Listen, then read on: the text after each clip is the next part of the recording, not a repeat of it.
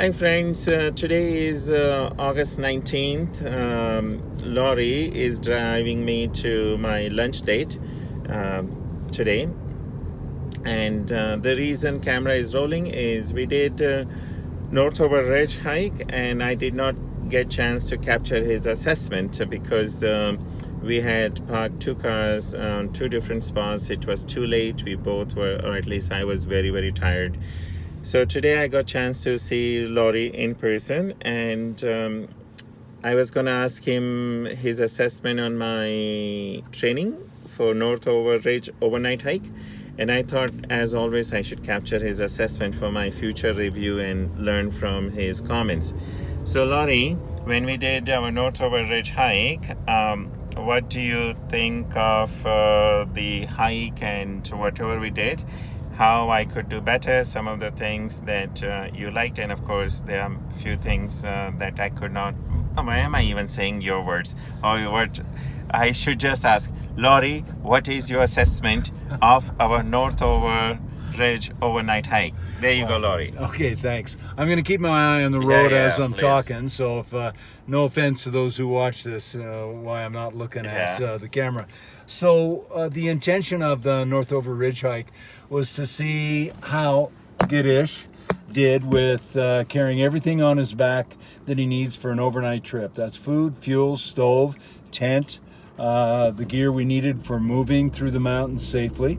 And the route we chose to do was a route I've done a number of times before, but usually over a 3 to 5 day period. We planned it to do it in one night out over a 2-day period. So let's first start with that. Relative to the intention, it was very successful. We did day one in 7 hours, covered a great distance, climbed a lot of elevation, and found a great bivouac spot away from the registered camping areas. So we had a comfortable night. It hailed on us a bit during the night, a little bit of rain, but we were dry, safe and comfortable, had time to cook a meal and get a good amount of sleep. The next day was going to be the one that normally takes 2 days to cover. We did it in 11 hours. And I'm not going to make it sound like it was easy. I was very tired at the end of 11 hours. It was a hot day, and the trail went on for a long way. So relative to what the intention was for going out overnight on a long-range trip, I consider it to be very successful. We did not get injured. We were comfortable. We had enough to eat. We were safe and secure, even though it rained, hailed, snowed, blew on us with extremely high winds, and was very hot.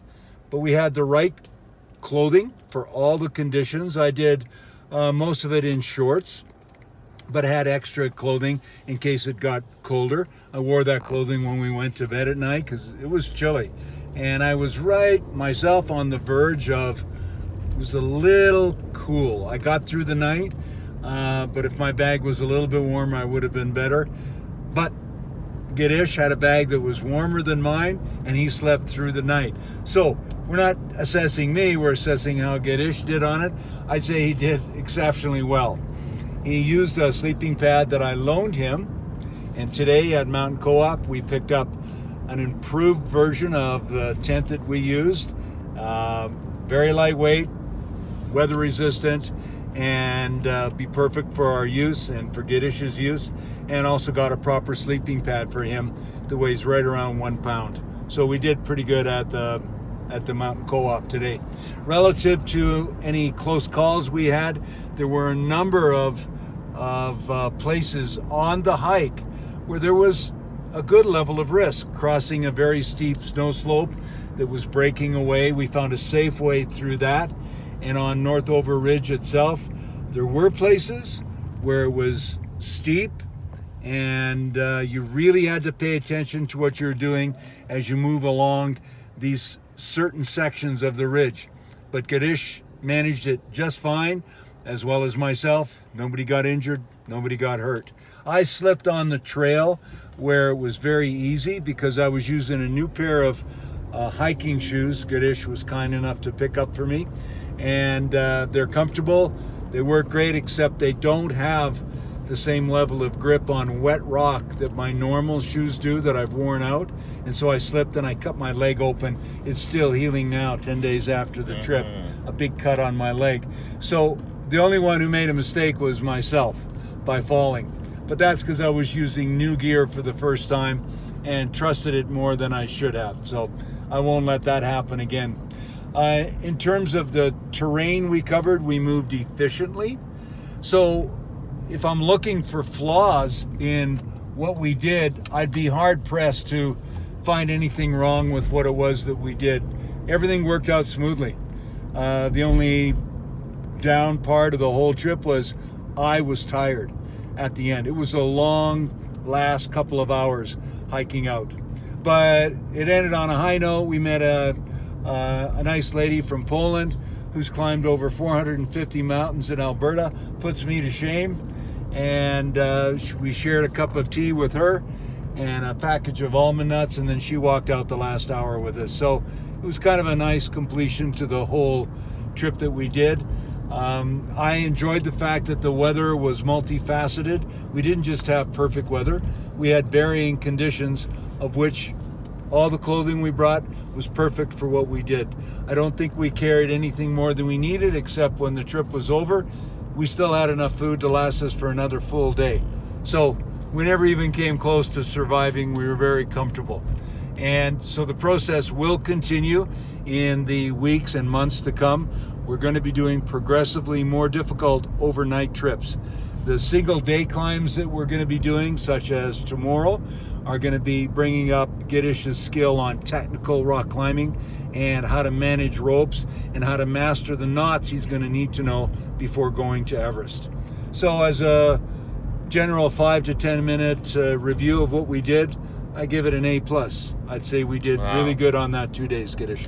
Thank you so much, Laurie. I have two questions. Actually, I have one observation, one question, and one more compliment. The observation was, Laurie, you asked me more than once about how to do the stepping and all that, you know, 3-point touch, etc., especially on the snow slope.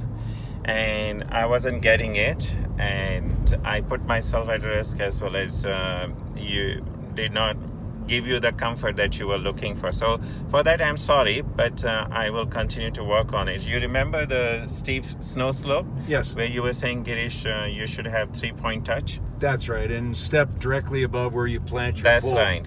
So that was one thing, and I'll keep working on it. But now I have a question for you, and please answer honestly. You know, when we were doing the ridge walk? Yes. And ridge walk just started. Yes. And we started, and you said, Girish, hardest part is over. Yes. Remember that? And after that, we continue our ridge walk. After a few meters, you said, Girish, you wait here. Let me check. You go up, you check. And then you asked me to take the down trail. That's correct. And after that, we stayed on that down trail. So the question is, you asked me to take the down trail because I was unable to follow your instructions, and No. you felt that I'm putting myself at risk? No, not that you were unable to follow my instructions, but because there was a safer way to do it. Okay. And that was different than the last time I was on the ridge. Okay. And I think it's because more people are running the ridge now. Okay. They've stayed away from being right on the tip top Okay. because of the time, and I wanted to get us moving consistently. It just made more sense to suggest to you take the lower trail. From where I was above, I could see that it went all the way. From where you started it, I couldn't tell if it went all the way safely. So from my perspective, I was able to assess, yeah, that's the better way to go. And next time I'm up there, that's the way I'm going to go. Okay. I'm going to take the lower trail. Okay. So we did not take it just because I was not able to follow your direction. Okay. Good to know.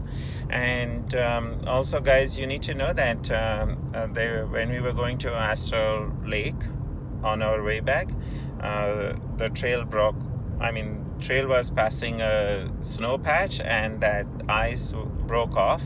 And what Laurie did is that he found a scrambling route for me, went up and came down. So Laurie, the amount of physical endeavor as well as patience you show when you train me is amazing. And the commitment you have to keep me safe. Of course, you keep yourself as well within the safety zone, but keeping me safe is amazing.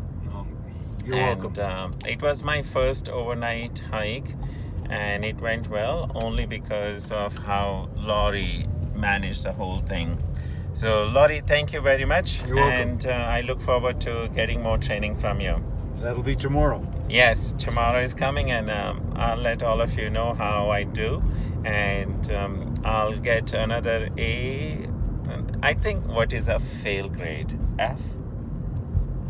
Well, a fail grade would be if we get injured. Okay. And because even if we don't do it completely perfectly, but we learn something from it, I can't call that a failure. Got it. But if we get injured, then I'm not doing my job.